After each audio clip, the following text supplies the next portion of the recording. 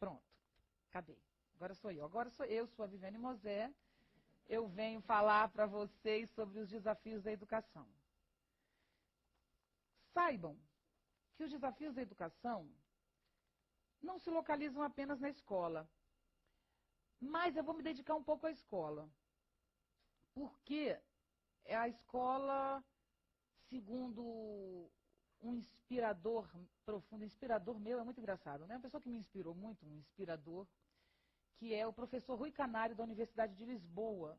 O professor Rui Canário, eu tive o prazer de entrevistá-lo, mas eu fui atrás dele porque eu li um livro dele que se chama A Escola Tem Futuro. Está publicada, traduzida, é ótimo, ele é português, está publicado no Brasil.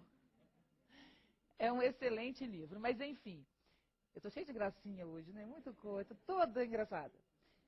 É que eu estou feliz, Mas o Rui Canário, ele diz uma coisa bombástica. Ele diz o seguinte, ele diz que, a primeira frase é simples, mas a conclusão é impressionante. Ele diz, nós vivemos um extremo ou imenso desenvolvimento tecnológico, inegável, fibra ótica, né? É impressionante o desenvolvimento tecnológico que vivemos. No entanto, vivemos uma proporcional imaturidade política e social. Existe um abismo imenso, porque se a sociedade se desenvolveu como pensamento ou como tecnologia, ela retrocedeu. Também é difícil falar retrocedeu, porque eu não sei se vivemos momentos muito diferentes. Mas, a princípio, sim. Nós vivemos uma imaturidade política e social provavelmente maior do que em tempos anteriores. A imaturidade cada vez cresce. A impossibilidade de convivência aumenta a cada dia. Agora, o mais importante é a quem ele atribui isso. Ele diz que isso é consequência do modelo escolar. Para o professor Rui Canário, a nossa escola produziu imaturos políticos e sociais. É isso que eu vou argumentar. Foi partindo desse princípio que a minha cabeça deu um giro e eu hoje me chamo educadora. Porque realmente eu fiquei muito impressionada e a educação hoje é o meu maior foco de atuação. Porque eu fiquei muito tocada com essa possibilidade. Então eu vou tentar passar para vocês uma possibilidade de interpretação sobre isso.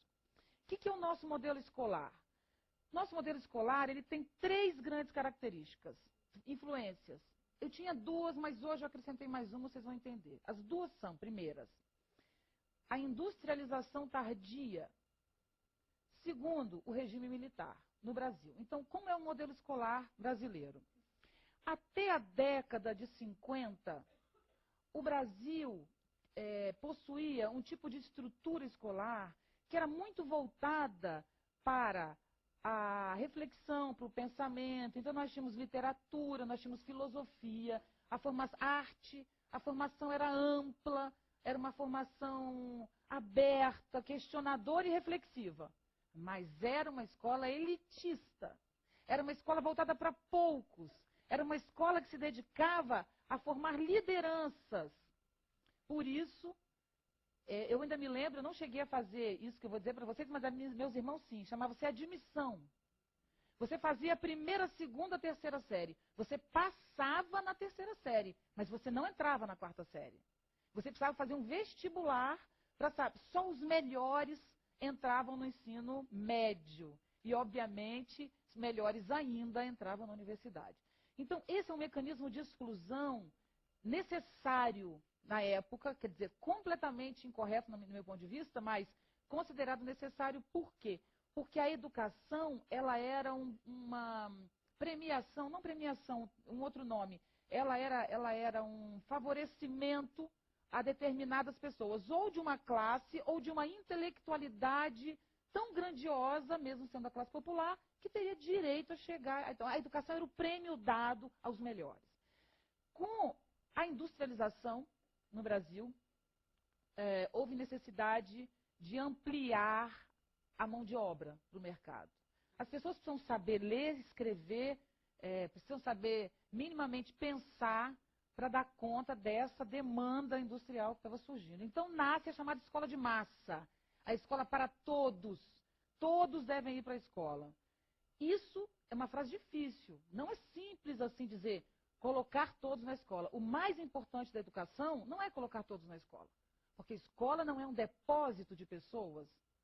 A escola ela tem que ter qualidade, enfiar pessoas na escola, entupir a escola de pessoas. Isso não significa absolutamente nada no que diz respeito à educação. A educação não se faz com paredes e pessoas empilhadas, que infelizmente é a nossa situação hoje. Então existe um orgulho muito grande em dizer, temos todas as crianças na escola. Temos mesmo. No Brasil hoje, são poucos municípios que não têm as crianças na escola, na primeira série. Mas isso não quer dizer, infelizmente, absolutamente nada. Bom, o que significou a escola de massa? Escola de massa é uma escola para todos, ela tem que ser feita de uma hora para outra. Vamos de uma hora para outra, vamos construir muitas escolas. Qual foi o modelo dessa escola? Eu chamo de a escola como fábrica. Fábrica de pessoas para o mercado e escola como fábrica, porque também é uma escola que produz com muita rapidez, numa linha de montagem, esse conhecimento que ela quer ministrar. Imagine uma linha de montagem em uma fábrica. Este é o modelo da nossa escola de massa. Imagina, eu gravei uma cena que era mais ou menos assim, uma linha de montagem de bonecas. Então, começa uma cabeça, aí depois a pessoa pega a cabeça e põe o corpo. O próximo põe um braço, outro põe o braço, até que no final sai a boneca. Isso é a nossa formação, que é português, matemática, geografia, química, inglês. O ensino médio tem 11 cadeiras. 11. O que caracteriza a produção em massa da fábrica? Caracteriza a segmentação e a fragmentação, não é? A falta de noção de todo. Então, o que temos na nossa escola? Nós temos uma escola seriada, parece produto, né? Em série, né? Então você tem, olha só, tem as séries, primeira série, segunda série, terceira série. Não bastando o conteúdo, que é uma coisa tão linda, como a língua portuguesa, como biologia, como física, que são impressionantes, porque nós estamos falando da vida, nós estamos falando da nossa história, estamos falando do mundo, da nossa linguagem. Esse conteúdo é chamado de disciplina. Nossas aulas têm 50 minutos, toca um sino, acaba entra outra. Então você tem lá português, a língua portuguesa. Estamos falando daqui a pouco. Matemática. Física. Artes. Você imagina dar uma aula de artes em 50 minutos. Quando os alunos começaram a entrar no assunto, acaba a aula. Sinal sonoro também é coisa de fábrica, né? Então, a nossa escola, ela segmentou ao máximo o saber. Isso é característica da linha de montagem.